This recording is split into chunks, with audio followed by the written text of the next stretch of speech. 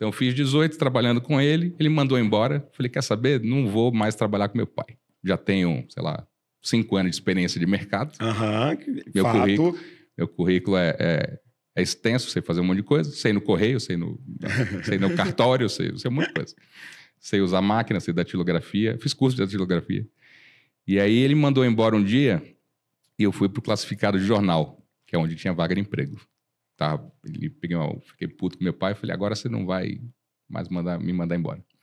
Peguei o classificado de jornal, fui procurar vaga de emprego e tinha um anúncio lá, contrata-se jovem com ou sem experiência, telefone tal. Era esse o anúncio. Aí eu liguei lá e era um escritório perto da onde eu estava. Ele tinha me mandado embora, 2 horas depois eu achei esse anúncio, liguei e fui fazer a entrevista de imediato. E era uma vaga para trabalhar no bingo. Na época o bingo era regularizado, os bingos podiam funcionar. Verdade. E aí ela me contratou naquele bate-papo para começar no dia seguinte.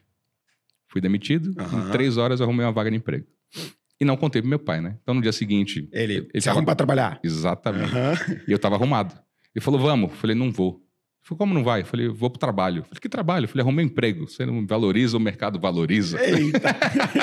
Você queria esse momento, você queria. Sabia que essa hora ia chegar. E aí...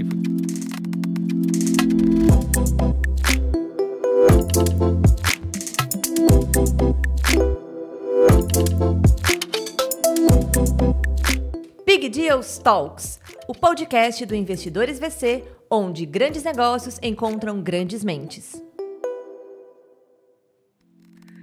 Olá pessoal, sejam muito bem-vindos ao Big Deals Talks, o podcast onde grandes negócios encontram grandes mentes. Meu nome é Muripinho, sou fundador de Investidores VC e eu trago aqui convidados, investidores, empresários, executivos notáveis, como meu grande amigo Sérgio Vieira, que está aqui comigo hoje. A gente vai bater um grande papo. Ele é advogado, sócio-diretor da Nelson Williams Advogados. Então, cara, tem muita resenha aqui hoje, tem muito bate-papo.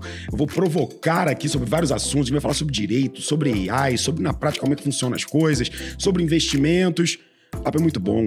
Seja muito bem-vindo. Obrigado por ter aceito o convite, meu grande amigo. Tamo junto. Vamos lá. Vamos bater esse papo. Meu caro, eu quero que a gente comece falando o seguinte. Eu fiz uma rápida apresentação aqui, mas eu quero que você faça as honras da casa. Quem é Sérgio Vieira? Apresenta pra gente. Boa. Obrigado pelo convite. Sérgio Vieira é pai do Enzo, tá com 7 anos, marido da Gabriela. Sou advogado. Nasci em São Paulo, cresci em Salvador, moro em Manaus desde 2010. Filho de um mineiro contador, mamãe psicóloga, paulistana. Meu pai, em 83... Quando tinha 6 meses de nascido, a família, à época a gente mudou para Bahia, num período aí que não tinha comunicação facilitada que tem hoje. Então cresci numa família pequena, pai, mãe, uma irmã mais velha e eu, lá em Salvador.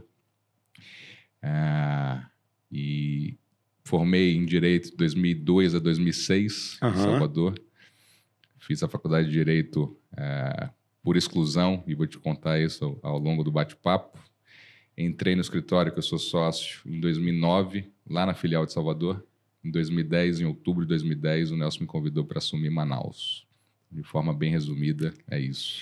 Cara, eu quero aproveitar aqui essa linha do tempo que você traçou, eu fui traçando aqui. Para começar, nessa fase aqui, você entrou Direito de Salvador, aí você cursou essa faculdade, é uma faculdade de 4 anos. 5 anos. Ao sair de lá, você já conseguiu entrar nessa Williams e aí depois você acabou fazendo Manaus. Mas eu quero voltar antes. Antes da faculdade. Pai contador e mãe psicóloga, cara. Irmãos na família... Uma irmã mais velha. Uma irmã mais velha. Como é que era essa sopa aqui para você ir para advogado? Porque tinha uma psicóloga que provavelmente tinha suas provocações mais humanas, etc. Tinha um contador que era uma coisa mais exatas e tal. Você escolheu um caminho do meio? Então, foi por exclusão. Mãe paulistana, psicóloga, pai mineiro, contador. Meu pai, filho de militar, meu avô serviu na Segunda Guerra, foi da Força Expedicionária Brasileira, tradicional família mineira, e minha mãe liberal, imigrante italiana da área de humanas. Casaram em São Paulo, foram morar na Bahia, e meu pai foi executivo de grandes empresas até 2083, 96, 97, mais ou menos, quando eu tinha 10, 11 anos. E aí ele saiu da função de executivo e abriu o negócio dele, foi empreender. E como geralmente acontece com quem começa a empreender, deu muito errado. Quebrou. Saiu de uma função de executivo, que você levanta a mão e aparece um café, para a função de empreendedor, que você levanta a mão e não aparece nada. Você tem que levantar e fazer.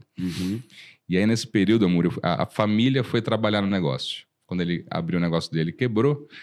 Tinha opção naquela época de voltar para São Paulo ou continuar na Bahia. Votação em família, cada pessoa um voto. Eu tinha 10, 11 anos, mas a importância de 25%. E foi 3-1. Ele sugeriu voltar e 3-1, mãe, irmã e eu sugerimos ficar. Ele falou, ok, temos um problema, decidimos ficar, então precisa ter uma solução. E a minha mãe sugeriu que fôssemos trabalhar no negócio. Ela foi ser secretária, fazer o administrativo e tal. Minha irmã foi auxiliar no trabalho braçal, era uma empresa de auditoria e contabilidade. E eu fui ser office boy, com 13 anos. Estudava de manhã e trabalhava à tarde. E office boy, talvez muita gente esteja ouvindo aí, não sabe nem o que é, né? Porque é uma função, acho que nem existe mais, ou está em desuso, né? Ficou tudo digital. Office boy era ir no cartório, ir no correio, ir no banco e fazer tudo que o e-mail faz hoje, o WhatsApp faz. Era tudo físico. Então, com 13 anos, eu comecei a trabalhar numa empresa familiar. Meu pai, minha mãe, minha irmã e eu. E era uma contabilidade, a tecnologia da época era a máquina de datilografia, máquina de escrever era digital não, era elétrica. Pronto. E a calculadora era de bobina, esse era o que tinha de mais avançado, você digitava e saia no papelzinho aqui. E vez ou outra, lá com meus 14, 15 anos, meu pai pediu para fechar alguns números, era papel, máquina de calcular e tal, e eu até gosto de matemática, eu não sei, eu gosto, mas não sei fazer conta. O pessoal brinca que advogado sabe calcular 20%, é mentira. Eu calculo 10 e multiplico por 2. É o máximo da minha matemática, é essa. E aí, naquela rotina de escritório de contabilidade, ele mandava fechar alguns números simples e dava... Eu nunca entendi porque na contabilidade débito é crédito é débito. E era o meu dia a dia de trabalho. E aí eu fechava tudo, dava 5 centavos, 10 centavos de diferença e tem que dar 0. Eu tenho essa memória, né? Porra, eu ficava 2 horas fazendo conta, dava errado, ele falava, refaz. Eu falava, não, pai, eu pago esse negócio. Eu falava, não, tem que refazer. Então, eu meio que peguei birra daquilo. Eu bombava, ia para recuperação de matemática na escola e passava o dia fazendo conta e eu falei, não gosto desse negócio. E aí eu excluí as exatas por conta dessa experiência de não me dar bem na matéria no colégio e pela experiência profissional ali do dia a dia. E são 3 grandes áreas. Exatas eu excluí porque eu não sei fazer conta.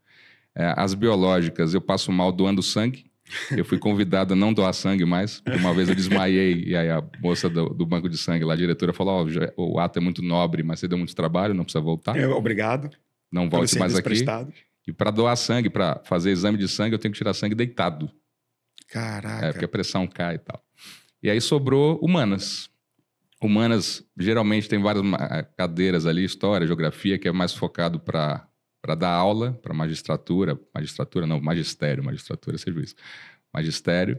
E aí ficou ali psicologia e direito. Falei, psicologia já tem minha mãe em casa, eu vou fazer outra coisa. Fui fazer direito. E foi por exclusão mesmo. Não tem aquela história bonita. Sempre sonhei ser advogado, fiz teste vocacional, porra nenhuma. Fui tirando da frente que eu não queria, sobrou direito. Lembrando que pai contador, mãe psicóloga, irmã mais velha, só os 4 na Bahia, nenhum advogado na família, ninguém próximo, nenhuma referência, nenhum QI, né?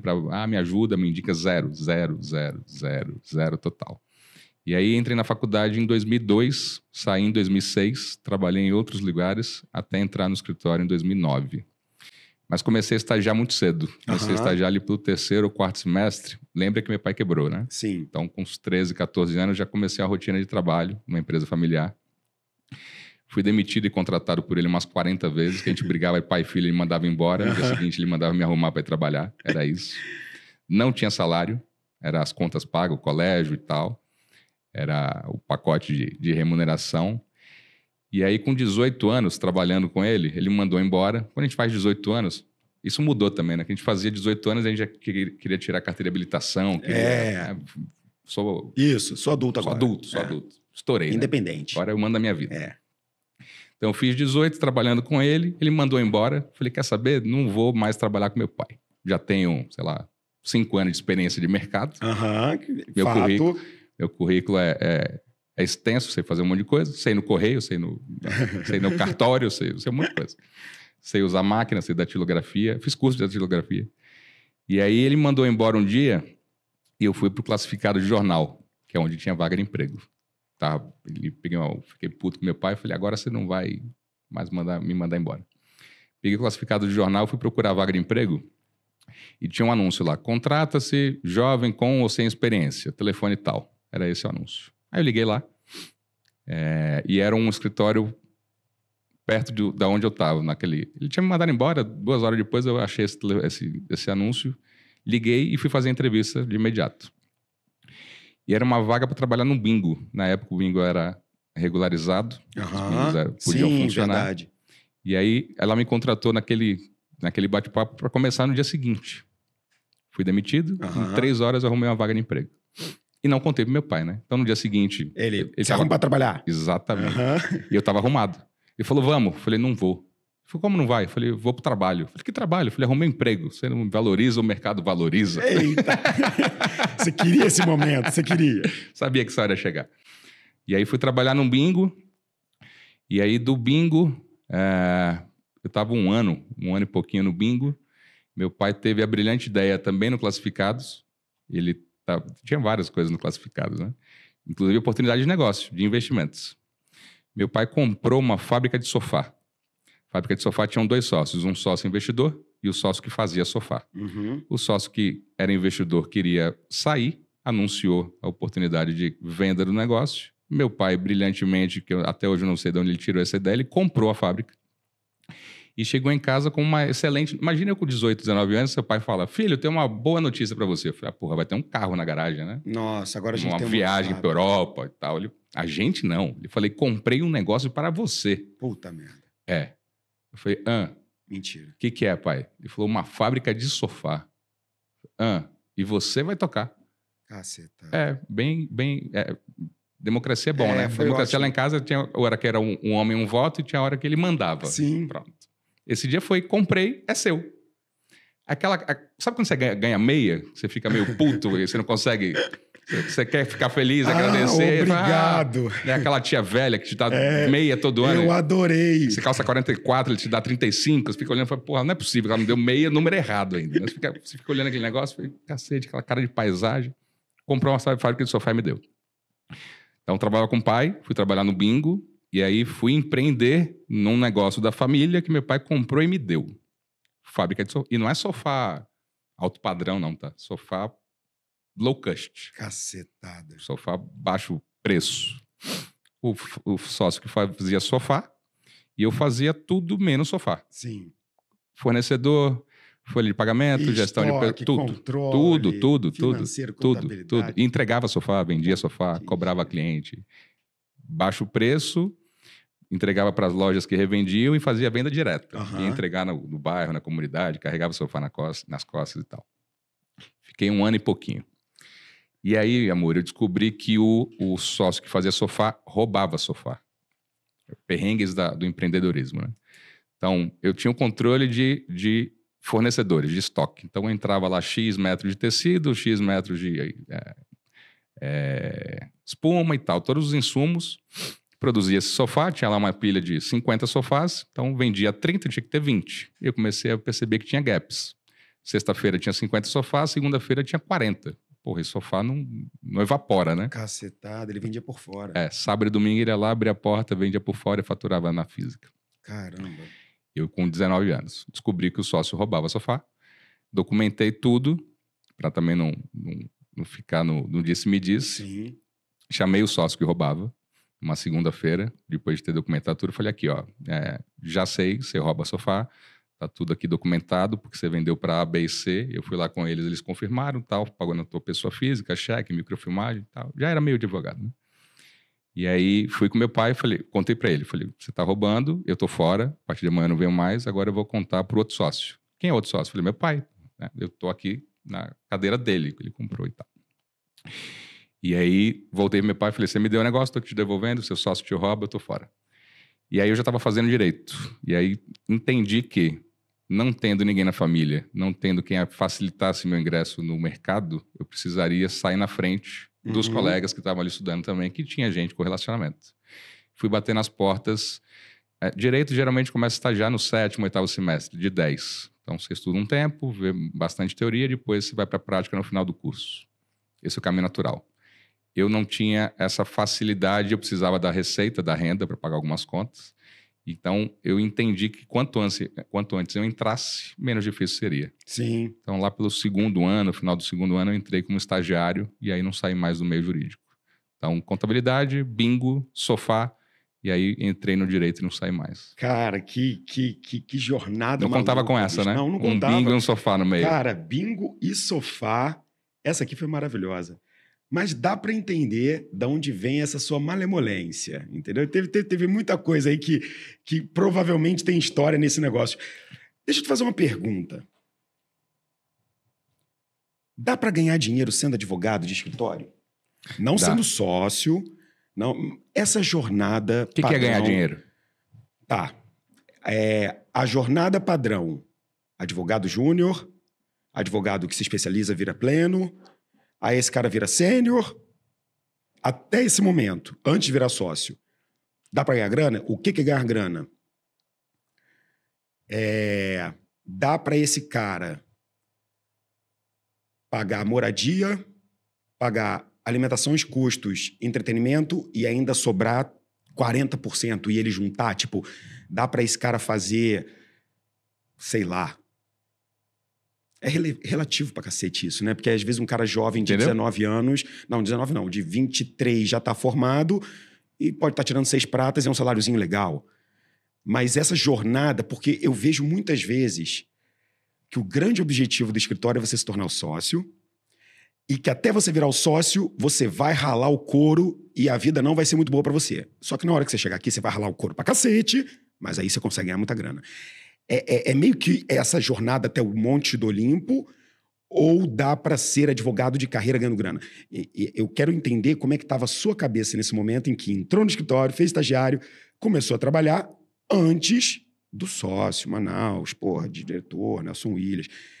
Como é que é essa jornada para você e para os seus outros pares? A galera via, tá foda, irmão, vou trocar de escritório. Não, peraí, tá ganhando dinheiro. Não, esse aqui paga menos, mas tem um brand legal. Como é que é um pouco isso nesse mercado? Deixa eu voltar lá na escola e você vai entender o porquê.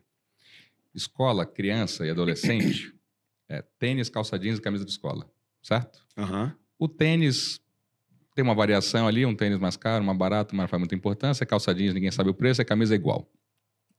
O que eu percebia dos amigos que tinham mais aparência de recursos financeiros?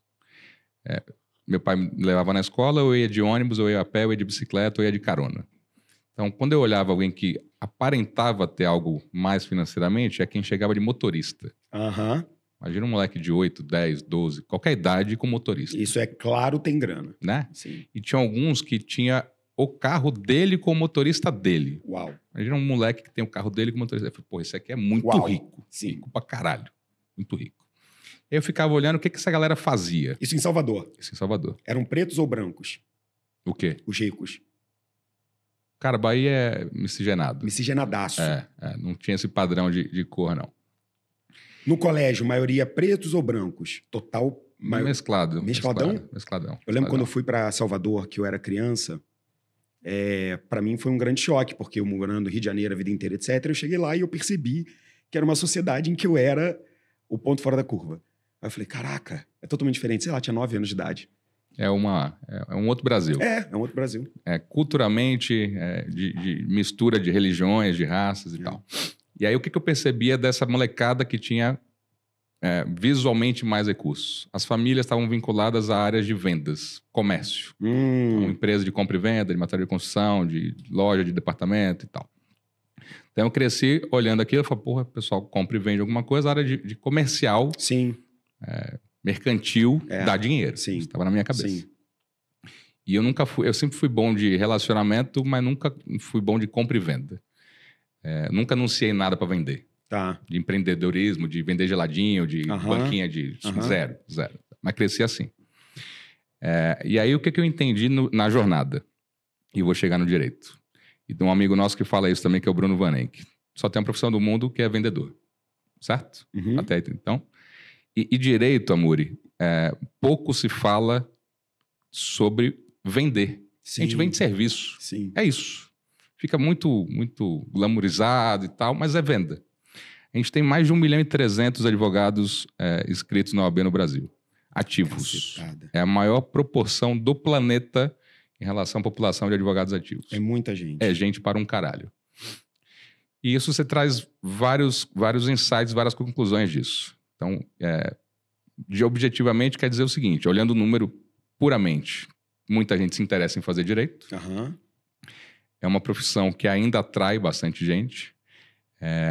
Se a gente pensa em, sei lá, 300 milhões de habitantes, 1.300.000, faz uma proporção aí, é um percentual significativo, mas tem espaço para muita gente também. Sim. Então, guarda aí vendas. Tá. E eu faço um paralelo quando me pergunta isso, eu fiz essa provocação do que é dinheiro, e vamos chegar lá. Eu faço a comparação com o médico. Médico versus advogado. Aham. O médico, via de regra, são 6 anos de faculdade mais 4 de residência. Isso. E aí tem as variações, 10 anos. Que fica lá imerso, estudando 12, 18 horas por dia.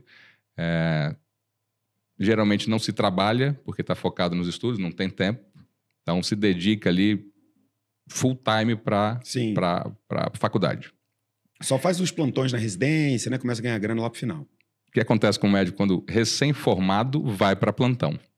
Uhum. E aí o plantão paga-se bem. É. Ou, geralmente, o médico começa, no primeiro semestre, primeiro ano pós-formado, a ganhar uma grana. Sim. Se fizer só plantão, Isso. ganha uma grana. Ganha. Então ele sai do nada Isso. e vai ganhar lá seus 30, 40, 50 mil. Se fizer um monte de plantão, pega mesmo. É isso. Sim. Pronto. Então sai do zero para... Vamos arredondar aqui para 50 mil mês. Tá.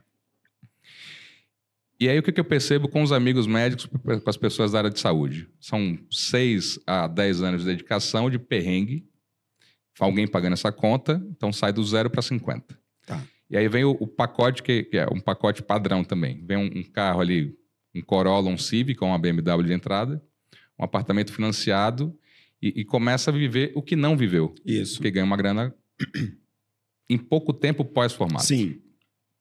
E é um padrão, Amuri. Os médicos, infelizmente, alguns são exceção, gastam mais do que ganham. Tá.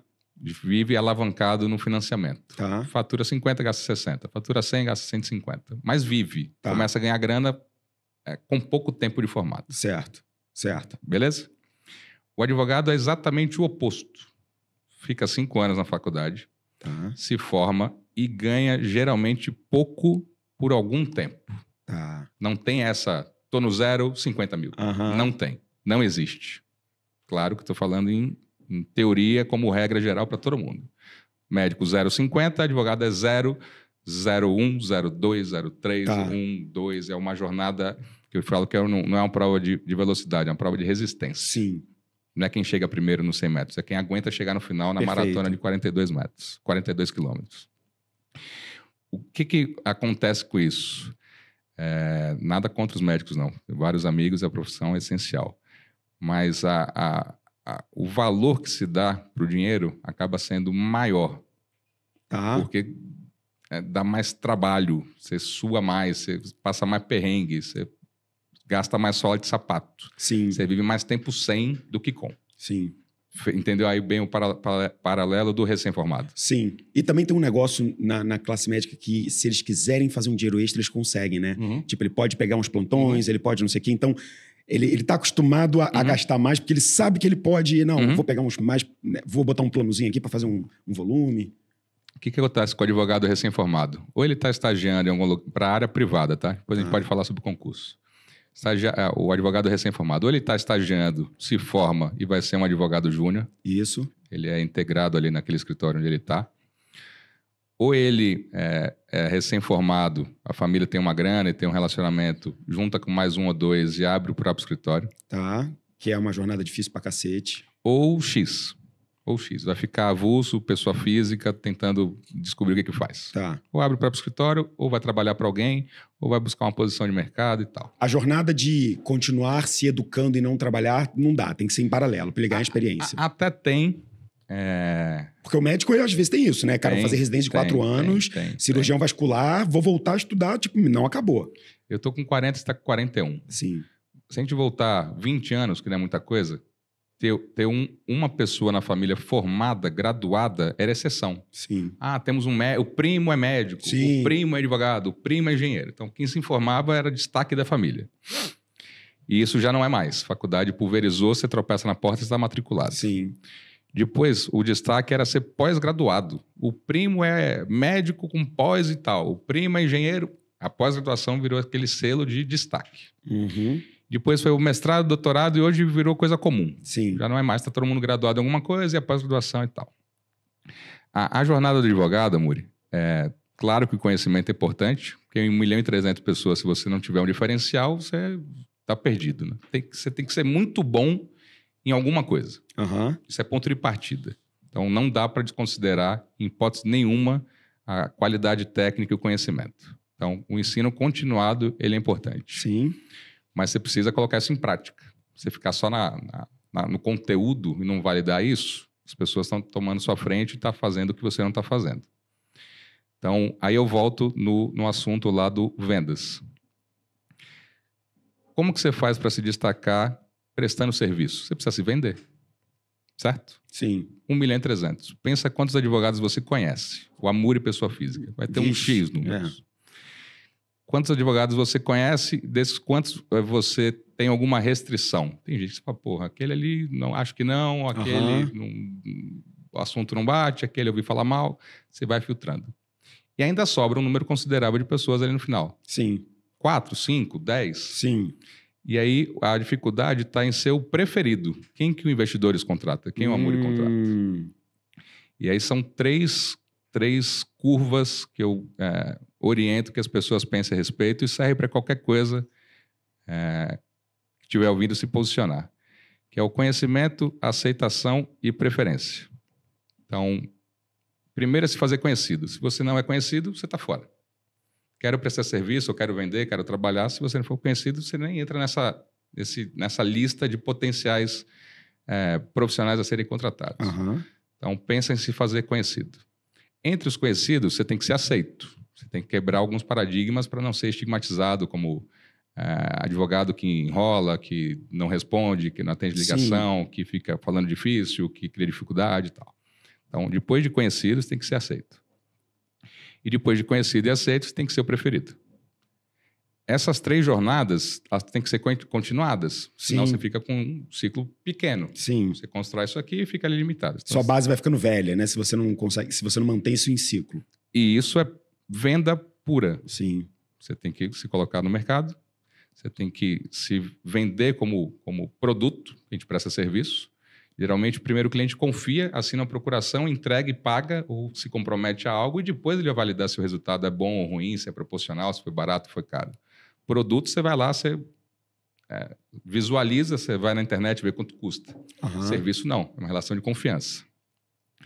E para o recém-formado, tem as dificuldades iniciais de se fazer conhecido, que não é fácil. E aí tem o natural, recém-formado, será que sabe fazer o que precisa ser feito? Será que vai dar conta disso? Sim, Nunca sim. fez nada proporcional a isso, porque não fez, é recém-formado. Sim, não tem maturidade jurídica. Pronto. Aí vem as dificuldades inerentes a isso. Tá ficando longo, mas a gente vai chegar lá. Então, mas ao entender que a nossa profissão precisa de um pacote de ferramentas, além de ser um bom profissional técnico, e muita gente ainda não entendeu isso, acha que o conteúdo é suficiente, não é, ainda tem muita gente que acha isso.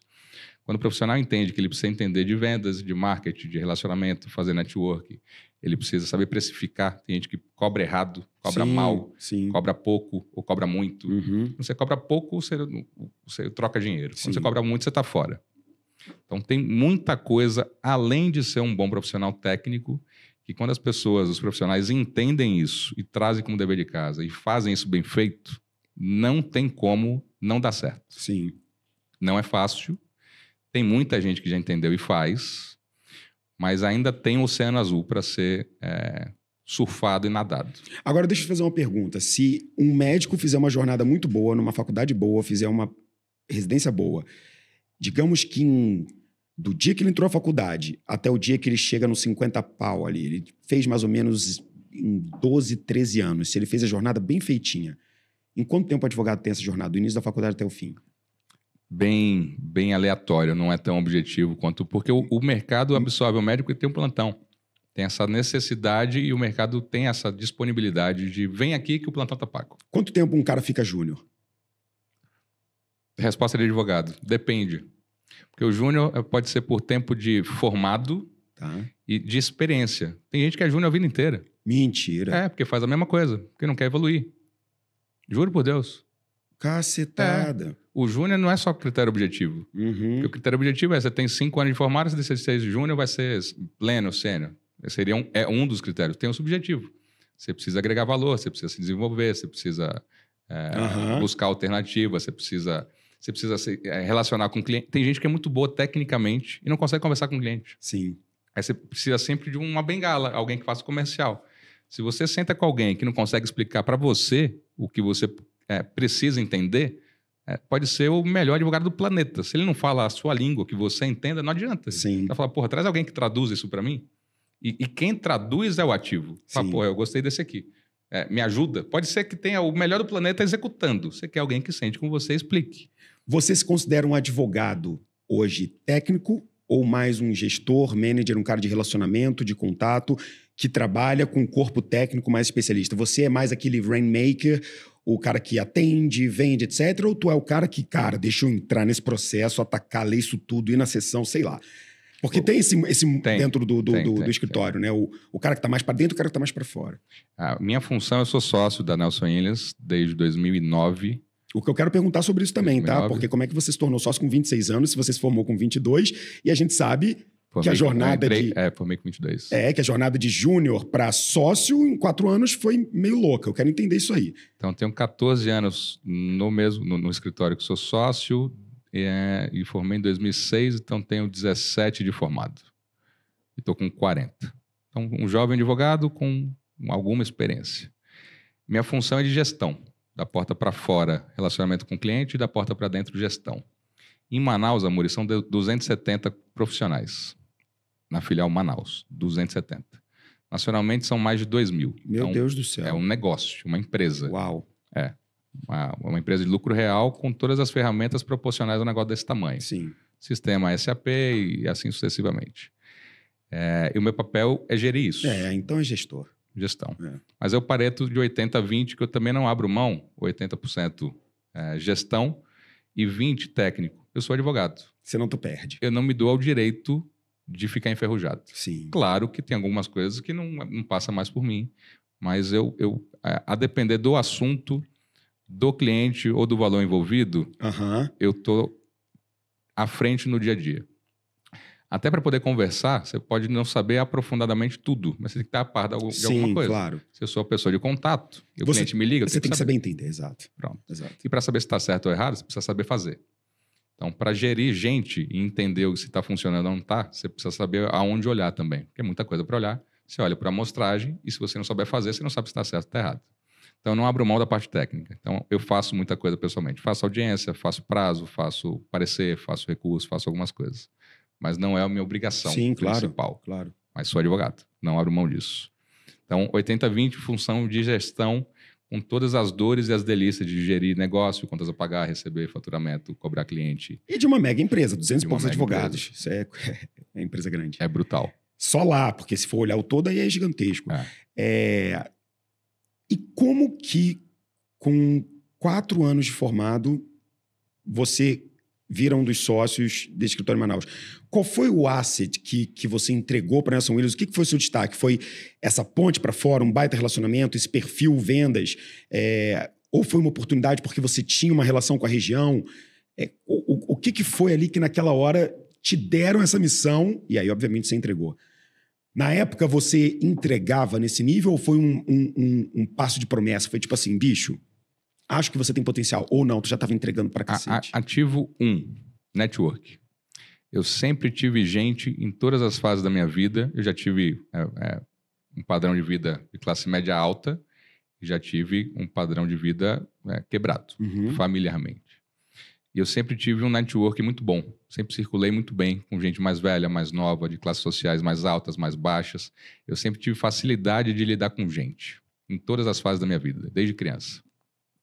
E isso eu comecei a entender de algum tempo para cá.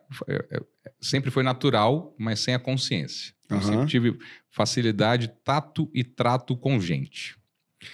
De 2002 a 2006, que foi o período que eu fiz faculdade, meu primeiro carro eu comprei em 2008. Então, fiz faculdade de ônibus, à noite. Trabalhava o dia inteiro e fazia faculdade à noite. Uma faculdade particular. Faculdade particular, classe média alta, mensalidade cara. Então, pessoal ali com alguma condição financeira, grande maioria. Então, eu pegava muita carona, as pessoas me davam carona. Então, ou eu pegava ônibus, ou eu ia andando, ou pegava carona. E facilidade de gente. Eu construí um rol de relacionamento que, inclusive, até hoje, a maior parte dos meus amigos, os grandes amigos, continuam em Salvador. São amigos de colégio e de faculdade. Um período que ali não faz muita diferença quando você ganha, o que você tem ou não. Você gosta da pessoa, né? Depois que você vai entendendo como é que funciona o mundo. E tem várias realidades diferentes na mesma turma, né? Tem um cara que é rico pra cacete, tem um cara que, porra, tá fudidão ali. Exatamente. Uma mão lava a outra, todo mundo se ajuda. Sim. Sempre tem um que paga uma cerveja a mais, um que dá uma carona, um que ajuda o outro. Sim. Então, quando eu formei em 2006, tinha um amigo de faculdade, Thiago Oliveira, que me dava carona. Ele tinha um supermercado que ele abria 4, 5 da manhã, que ele ia comprar as coisas do mercado, abria o mercado, trabalhava o dia inteiro e fazia faculdade comigo à noite. Então, ele chegava cansado e ele dormia na aula à noite. E aí a gente fez amizade, virou amigo, ele me dava carona e tal. E quando abriu o escritório em Salvador, 2008, 2009, que abriu a filial da Nelson Enes lá, abriu num cowork. Era um escritório pequeno, obviamente não é do tamanho que é hoje, claro. nem do conhecimento, nem da proporção, nem de nada. Muito. Era um escritório recém-chegado, numa filial dentro de um cowork. E eu trabalhava num outro escritório, que era um escritório que era referência no Nordeste naquela época. Era o maior escritório de direito na época, e eu já estava naquele escritório trabalhando. Então, eu tinha chegado no ápice da onde se queria chegar, um recém-formado. Eu já estava lá. Esse amigo recém-formado foi um dos primeiros advogados da filial de Salvador, me convidou para ir para Nelson Enes Network. E eu neguei. Falei, pô, obrigado, já estou onde eu queria estar, não conheço esse escritório que chegou agora, obrigado pela oportunidade, não tenho interesse. Beleza. E tá tudo bem. E aí, me convidaram a segunda vez, que é algo pouco comum. Você nega a primeira, ninguém te convida mais para o lugar. Convidaram a segunda vez. Eu neguei a segunda vez. A primeira vez foi ele convidou, na segunda, um outro par dele falou, eu sei que já foi feito o convite, você já negou, mas queria convidar de novo. Falei, agradeço, já neguei a primeira e os motivos continuam mesmo. Me convidaram a terceira vez. Foi um sócio de um outro estado à época, me chamou para o almoço. E aí, quando você já decidiu, você já vai meio, vamos almoçar, vamos, né? Você vai meio despretensiosamente, já sabia o que era, falei, vou negar de novo, né? O que é isso? A Siri. Que susto. Trabalhando nisso. Vamos botar no modo avião. Aí, fui nesse almoço, despretensioso, e esse sócio, Amor, pegou um papel, falou, já sei que você negou 2 oportunidades de 2 convites. Ele pegou um papel, colocou lá critérios objetivos e subjetivos. Falou, me fala por que você negou. Aí eu falei, tudo. Porque eu estou no escritório estável, com remuneração, com plano de carreira, tal. E alguns subjetivos. Aí ele colocou aqui. Aí ele foi cobrindo todos os pontos objetivos. Então, financeiramente, você ganha X, a gente vai pagar X mais tantos por cento, o pacote de benefícios a gente cobre, o plano de carreira é esse, tal. E o subjetivo, que é o subjetivo, foi isso aqui fica com você. Aceita essa proposta? Eu falei, opa, agora mudou, né? Pô, já me chamou 2, está chamando a terceira, acho que eles me querem muito, né? Como recém-formado, precisava de uma grana. Estava colocado, mas o pacote era atrativo, eu falei, opa, agora estou dentro. Entrei em junho de 2009. Entrei em junho de 2009. Essa conversa foi início de junho. 10 dias depois, 15 dias depois, eu estava lá. Então, primeiro ativo é network. Lembra que meu pai é contador, foi executivo, então trabalhou em grandes empresas e conhecia... Meu pai tinha bons contatos, mas nunca fez muito bom uso disso. Não tirava proveito disso comercialmente. Então, quando eu entrei para fazer relacionamento com o cliente. Vendas. Nome bonito, relacionamento com o cliente. Prospecção. Vendas. A gente vai fazer vendas. Porta para fora, gerar novos contratos. Nunca tinha feito. Não achava que era a minha praia, porque eu conhecia muita gente, mas nunca tinha vendido nada. Sim. Eu era um cara de ficar sentado no escritório executando algo. Alguém vendia e eu executava. Mas como fizeram a proposta, eu fui pela proposta. Falei pro meu pai, aceitei a proposta, ele falou, não acredito que você tenha perfil para isso. Precisa de lidar com gente, precisa ter um pitch de vendas, precisa precificar, precisa ter um follow-up, precisa ter um monte de coisa que eu não sabia. E meu pai não acreditava que eu tinha potencial para isso. E talvez ele tivesse certo, tá? Porque realmente eu podia não ter potencial naquela época. A gente vai desenvolver. O que eu fiz? Pai, abre tua agenda de telefone aí, me passa os contatos das pessoas que você conhece. Mas como assim? Falei, simples. Eu só vou ligar, ou você liga ou eu ligo pedindo uma reunião. Só preciso disso. E dali para frente, o produto que era vendido era muito bom. Era um pitch de venda, Muri, muito simples e objetivo. Eu vou te explicar como é que era o pitch. Pensa eu chegando com você numa reunião aqui na Investidor IVC. Falar, Muri, claro que não era assim, vou fazer resumidamente. Pesquisei teu CNPJ, vi que tem um trabalho que é possível ser feito, você não fez. A gente só cobra alguma coisa no êxito, 0 inicial, se der resultado, a gente divide isso, um percentual de mercado. E é um trabalho que a gente tem expertise e a gente que começou esse trabalho. Me permite fazer? É difícil falar um não. Né? Claro. É win-win. A resposta geralmente vinha quando tinha dificuldade. Não, mas a gente já tem um advogado. Não tem problema. De duas, uma. Ou ele sabe fazer e não te ofereceu, ou ele não sabe fazer. Então, volta com a gente, por favor. Pode continuar com ele, sem problema nenhum. A gente só quer fazer esse trabalho. Sim. Então, era um pitch muito simples. E com uma grife por trás, um escritório. Claro. Então, eu novo, com o network do meu pai. Então, as pessoas... Meu pai é muito criativo. Ele chama Sérgio Vieira também, né? Então, eu chamo o Sérgio Vieira também. Então, as pessoas recebiam o Serginho, filho do Sérgio. Claro. Isso era bem simples. E você chegava e falava, tem uma possibilidade de você ganhar grana aqui. É isso. E eu vou ganhar também. Já consultei, vi que você não tem, a tese é essa, 0 de risco, 0 de pagamento inicial. Deixa eu fazer? O deixa eu fazer, os caras falam, porra, eu conheço o pai dele. 0 de risco e 0 de investimento, é difícil ouvir um não. Sim. Então, eu vendi muito.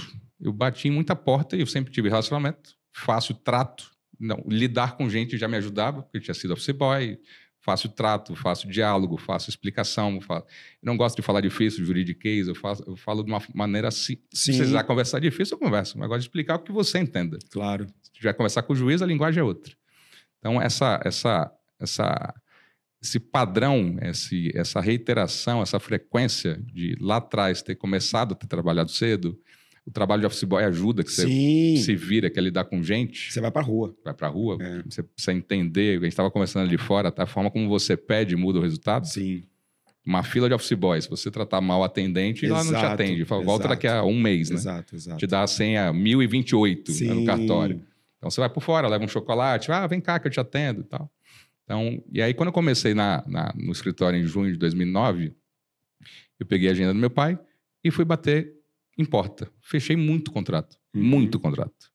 E isso apareceu em números e eu comecei a ganhar uma grana. Claro. Então, tinha um fixo garantido ali, um valor de mercado, mais um percentual. Ali, na minha cabeça, eu falei, estourei. Zerei a vida. Cheguei lá, achei o produto.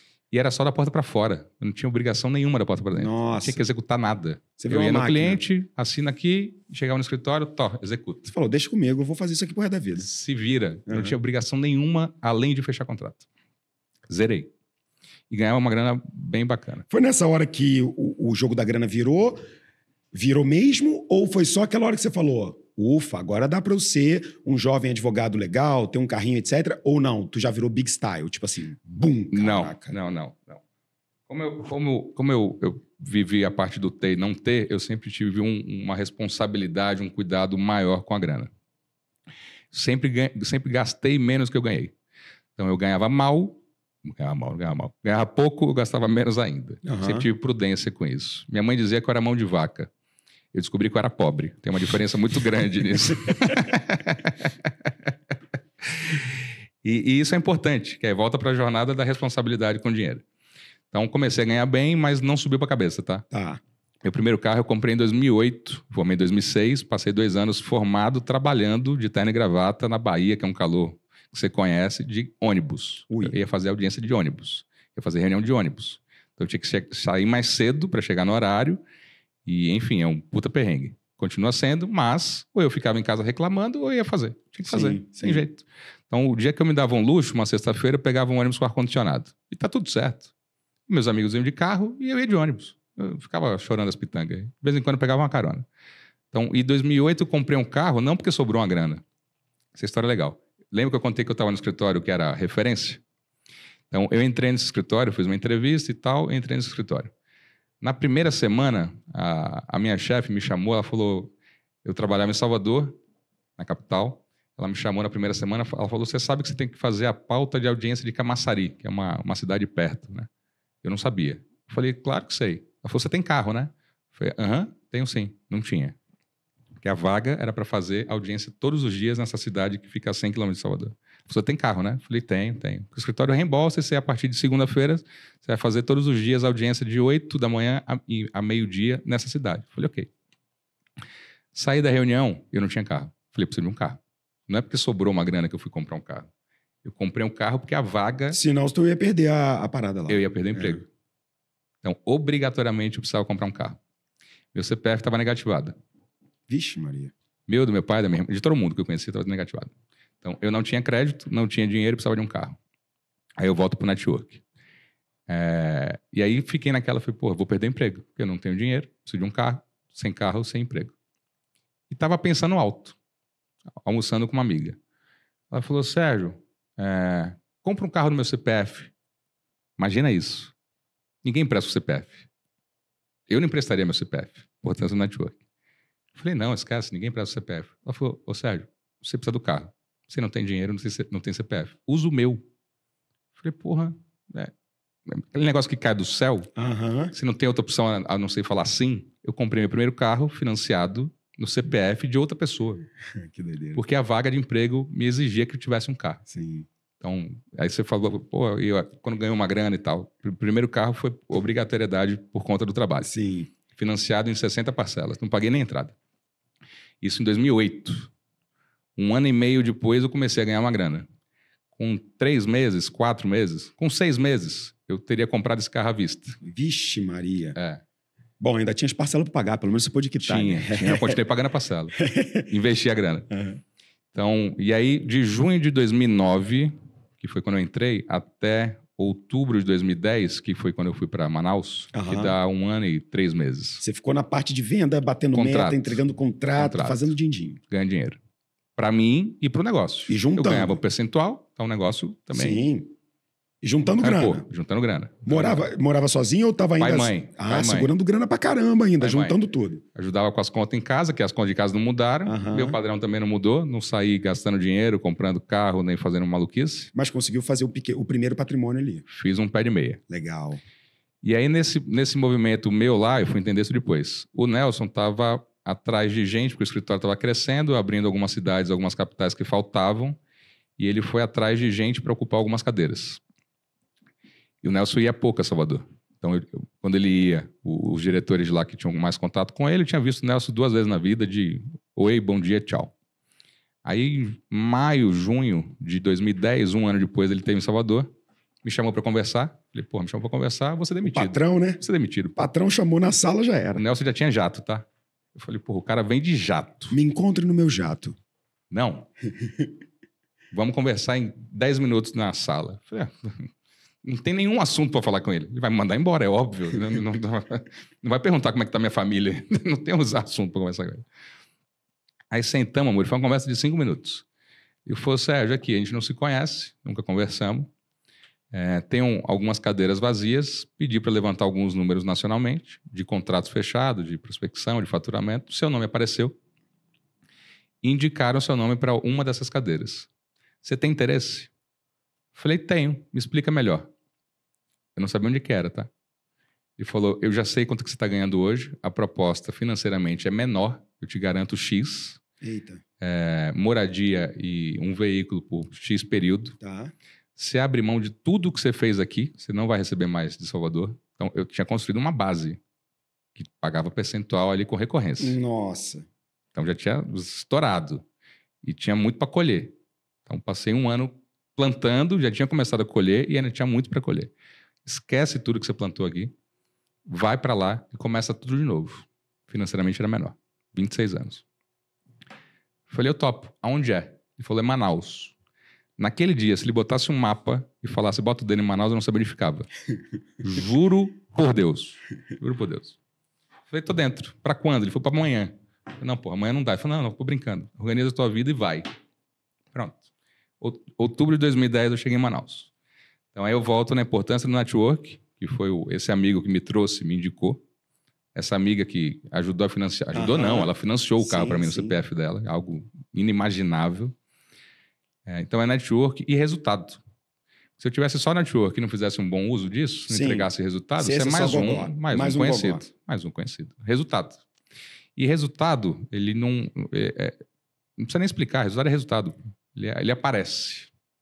Não tem como uma pessoa que dá resultado não colher os frutos disso. É impossível. Em quanto tempo em Manaus você conseguiu ter o mesmo resultado financeiro que você estava tendo em Salvador?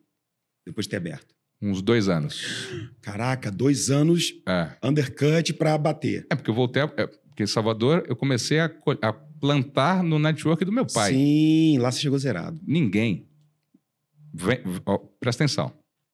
26 anos, recém-formado, do Nordeste, ainda assumi a função de gestão numa outra região. Ninguém respeita. É natural. Você é de fora. É meio óbvio. Fala, não. Quem é você? Quem é a tua família? Quem te indicou? Porque toda região tem as suas... Primeira resistência, você é um moleque. E eu era um moleque. Sim. Segunda resistência, você é nordestino. Tudo bem que é norte, ok, mas, porra, não é que você veio de São Paulo para Manaus. Você veio da Bahia, pô, cacete. O que você veio fazer aqui, irmão? Natural. Então, recém-formado, moleque, porque tem recém-formado que é mais velho, né? Tem gente que se forma com 50 anos, então já chega ali com... A imagem é outra, é o recém-formado, mas tem outra postura. Então, era recém-formado, moleque, com cara de moleque, de uma outra região, uma cidade que eu não conhecia absolutamente ninguém. Zero. Então, comecei do zero. Comecei a plantar tudo de novo. Como na cara dura, network. Sim. Pitch, abordagem, pedido. As pessoas, amor, isso serve para qualquer coisa. As pessoas têm dificuldade em pedir. Se eu venho aqui e te explico qualquer trabalho e você não entende bolhufas, porque seu negócio é outro, da parte jurídica. Se eu não pedir para você e alguém pedir, você fala, porra, todo dia alguém quer me vender alguma coisa. Mas eu gostei daquele cara que veio aqui. Pode não ser o melhor, pode não ser o mais bem preparado, mas, porra, Muri, deixa eu fazer um trabalho. Um trabalho, não precisa tirar quem é seu advogado. Eu só quero poder dizer que eu sou advogado de investidores VC. Você ouve com outra forma, velho. Acompanha a tua jornada, vi tuas matérias, vi que você fez um investimento, vi que você fez um exit, vi que você liquidou tal, que você investe. Porra, demonstra que você fez seu dever de casa de estudar com quem você está indo falar. Sim. E fala isso pro cara. Porra, isso é muito foda. Eu vi que você saiu na Exame, que você saiu no Valor Econômico, que você saiu no Globo.com. Eu quero ter o prestígio de poder dizer que eu trabalho para você. Não tem como o cara não dar uma balançada. Não querer sentar contigo, né? O Gary Vee, ele tem um cara que fala muito sobre digital, etc. E ele vai mudando um pouco o argumento dele, mas há uns 8 anos atrás, quando ele fez um baita livro chamado Crushing It, logo no primeiro capítulo ele fala assim, cara, você surpreenderia se você mandasse uma mensagem para todas as pessoas do seu WhatsApp, explicando o que você faz e falando, se você conhecer alguém que precisa disso, fala comigo. E ele mostra o case que ele começou o negócio dele, que foi assim. E, cara, você pode mandar para 400 contatos, entendeu? Todo mundo tem, sei lá, 200 pessoas na agenda. Provavelmente umas 10 podem responder falando, cara, bem, uma pessoa me perguntou disso ontem. E as coisas começam por aí. Então, se você não se comunicar, você se trumbica, né? Quem não se comunica, se trumbica. E o primeiro parada dele é o seguinte, beleza, você tem alguma coisa? Vamos começar esse primeiro trabalho de digital, de criar seu brand, não sei o quê. Vamos fazer o feijão com arroz aqui? Manda uma mensagem para todo mundo no seu WhatsApp, dizendo o que você faz, pedindo contato com alguém. Tipo, cara, quantas pessoas nunca fizeram isso, entendeu? Nunca subentenda, subestime, nem presuma nada. Sim. As pessoas sabem que eu sou advogado, não preciso falar. Fale. Eu falo sempre em todas as oportunidades. Claro. Evitando o risco de ser chato. Tem gente também que quer, em momentos errados, tá ali, cartão, vamos marcar. Calma, também não é assim. Mas não subentenda, nem presuma que as pessoas saibam. Sim. Então, eu faço algumas mentorias para quem me procura. Geralmente, jovens advogados. Uma das orientações e sugestões que eu dou é pergunta básica. Quem que usa a lista de transmissão do WhatsApp? Quase ninguém usa. Tá lá. A ferramenta é gratuita. Sim. Cria uma lista de transmissão e coloca todo mundo, velho. Sua avó, sua tia, seu vizinho, seu colega de faculdade, o dono põe todo mundo. Faz teu canal. Primeira mensagem. Olá, bom dia. Eu sou Sérgio Vieira, advogado. Estou criando essa lista de transmissão para dizer que sou advogado. Estou à sua disposição. Se precisar, conte comigo. Posso te ajudar em algo? Se não quiser receber mais essas mensagens, me avisa que eu te tiro da lista. Pum, estourou. Dá para chegar um texto para 200, 300, 400. Exato, é claro. Infinito, Amuri. É claro. Infinito. É claro. Sua tia vai falar, oi, que legal, como é que você tá, menino? Manda foto. Uns 10 vão falar, me tira dessa lista que eu não aguento mais. Alguém vai te responder. Alguém vai mandar um oi sumido também. Foguinho. Se ninguém responder na primeira, não se desespere. É claro. 5 dias depois, 10 dias depois, sai uma notícia importante, qualquer coisa saiu lá. Pega qualquer assunto. João brigou com Maria, saiu na imprensa. Pronto, coisa que é relevante, amor. Acordo de sócio, essa é boa. Saiu agora da moça lá que brigou com os pais, Isso. né? Ela tinha 2%. Comenta isso, dá a sua opinião. Conforme notícia da filha com litígio com os pais, a importância de um acordo de sócios. Pronto. Você já pensou a respeito? Podemos falar a respeito? Eu tenho expertise em redigir um acordo de sócios e perceba que isso pode causar um problema societário e familiar. Pum, na mesma lista de transmissão. Pronto, pegou um tema... Não tem como não dar certo. Verdade. Tem que Fato. pedir. Tem que pedir. Sim. É o suficiente? Não. Ali serve para gerar um contato. Aí volta para tudo que o G4 ensina. Funil de venda, lead Sim. qualificado, pá. Isso aqui no final do dia é o que resolve. Sim. Tem muita coisa que vende no digital. Tem muitos assuntos que faz tudo por lá e isso converte.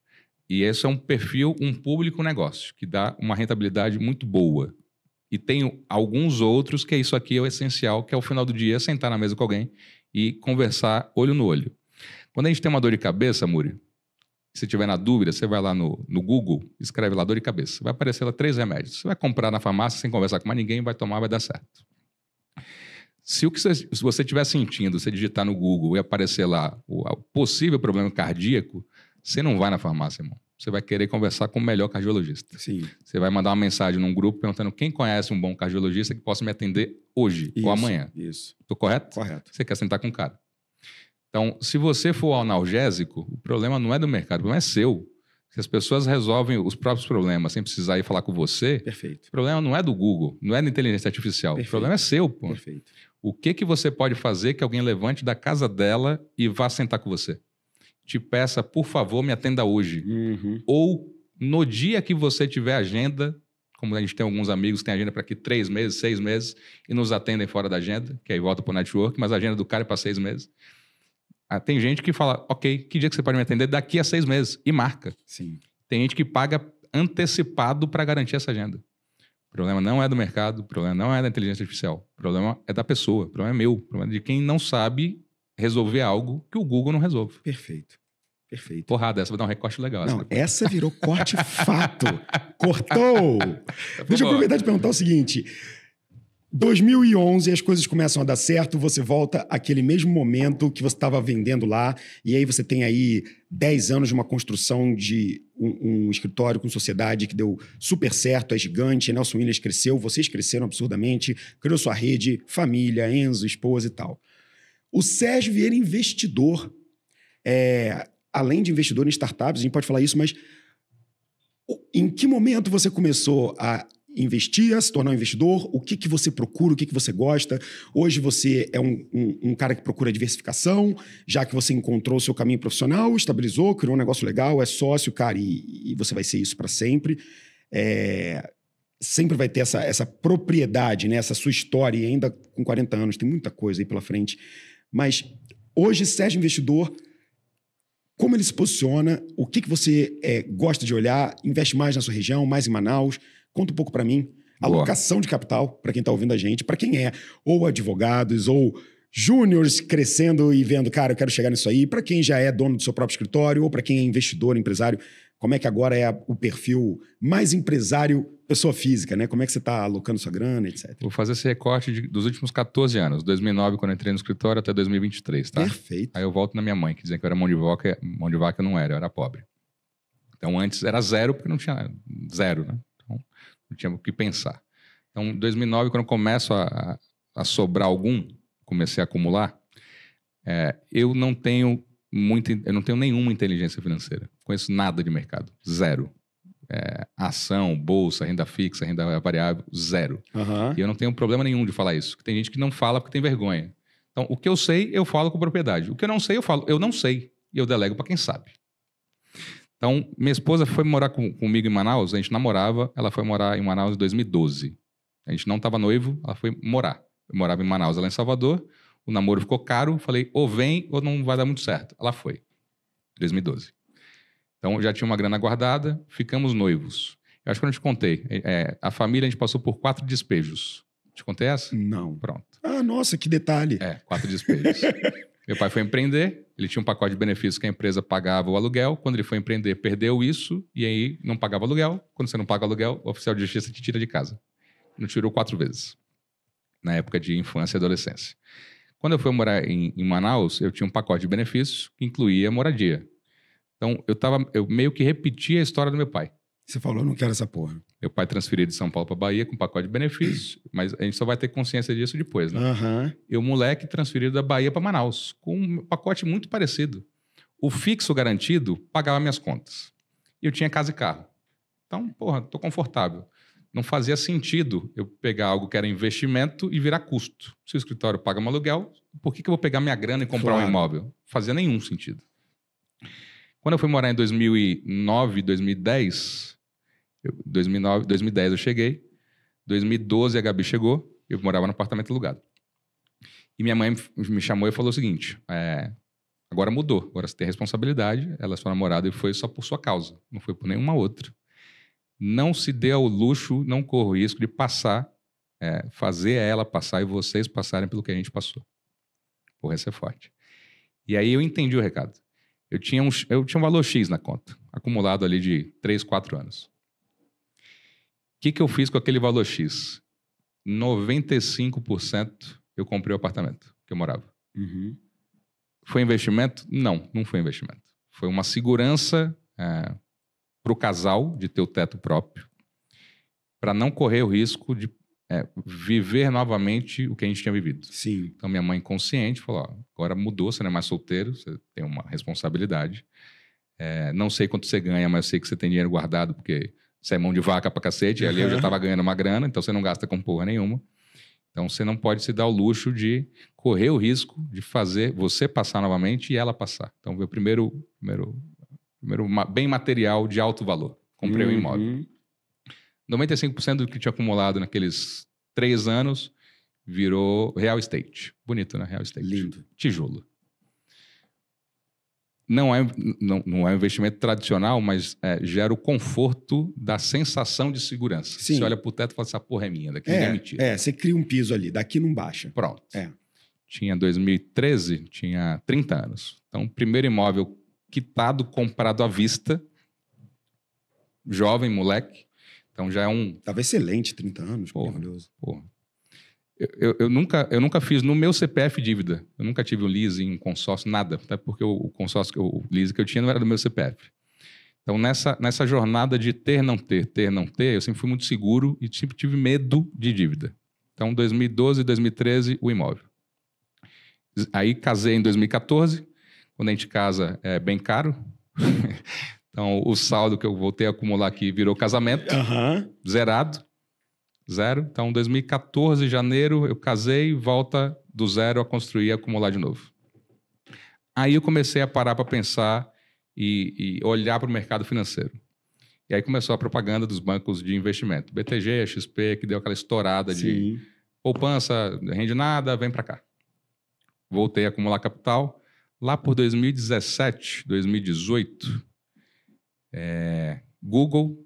escritórios BTG XP, achei um credenciado, peguei tudo que eu tinha acumulado, que estava na poupança, valor lá significativo, banco de investimento. Cuida disso aí para mim. E eu nunca olhei isso. Falei, pô, se não é a minha área de conhecimento, se eu não sei o que eu vou fazer com isso, não adianta nem ficar mexendo o saco do assessor. Vai lá. O que eu descobri, Amuri? Isso é uma crítica positiva. Você não pode nem colocar todos os ovos no mesmo cesto, e nem acreditar que o cara está fazendo o melhor para você. Não está. Ele está fazendo o melhor para ele. A gente tem alguns amigos que têm escritório de investimento que fazem um excelente trabalho, mas, via de regra, o cara está focado no produto que vai dar a maior comissão para ele. Sim. Então, com 2, 3 anos de dinheiro investido lá, óbvio que deu mais para a poupança. E deu muito menos do que daria fazendo outras coisas. Claro.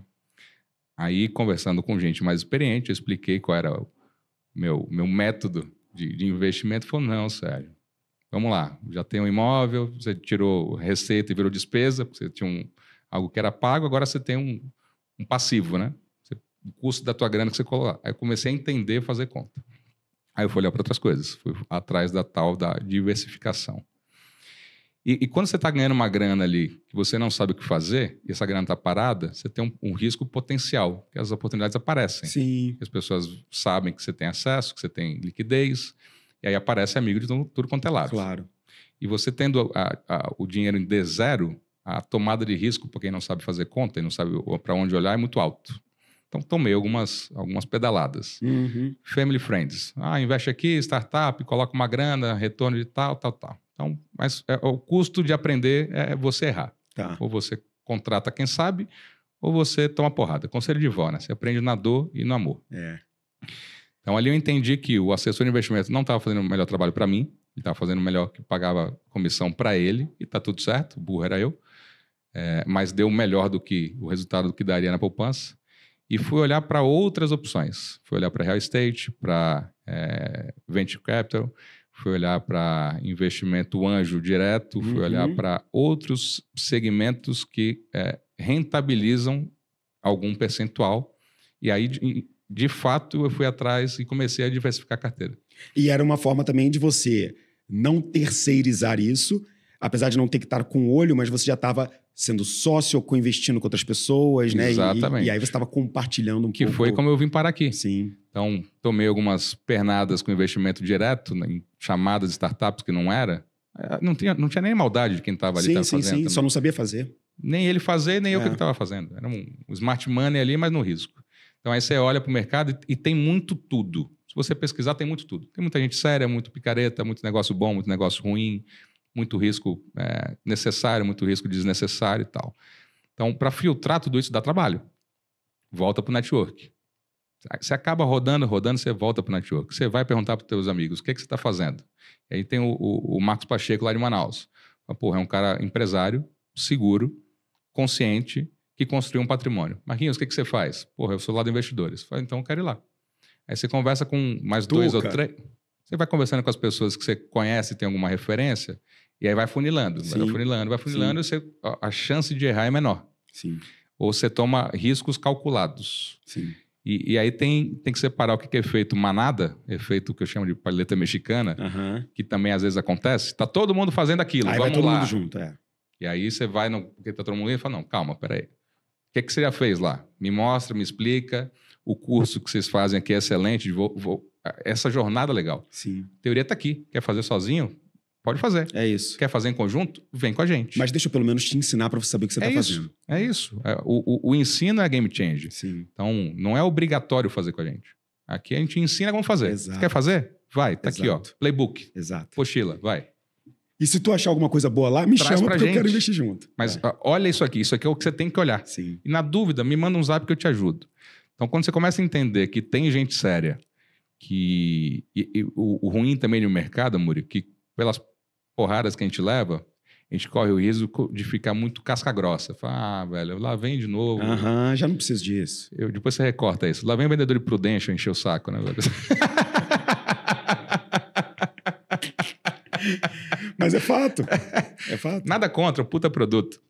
Mas o pitch dos caras é muito chato. Tem alguns amigos lá. Eu só não gosto quando eles querem me vender Prudential. Então você fala, porra, lá vem de novo aquele pitch de falar, coloca uma grana aqui, a tal das pirâmides. Coloca aqui X que vai ser 10% por semana. A gente já sabe que vai dar errado, não tem como dar certo. A gente brinca que a gente quer pegar uma pirâmide no início, né? Porque a gente ganha dinheiro e depois quem vier depois quebra. Mas como é que você sabe que está no início? Tá fora. Mas a consciência disso é diferencial. A gente até hoje vê gente instruída aí que leva as pedaladas. Mas vem consciência, estudo, validação, network. Sim. Não sei nada disso. Vai no network. Não sei fazer, não tem problema nenhum. Não tenho tempo, continua, não tem problema. Pergunta para quem sabe. Sim. Agora vai atrás de validação disso.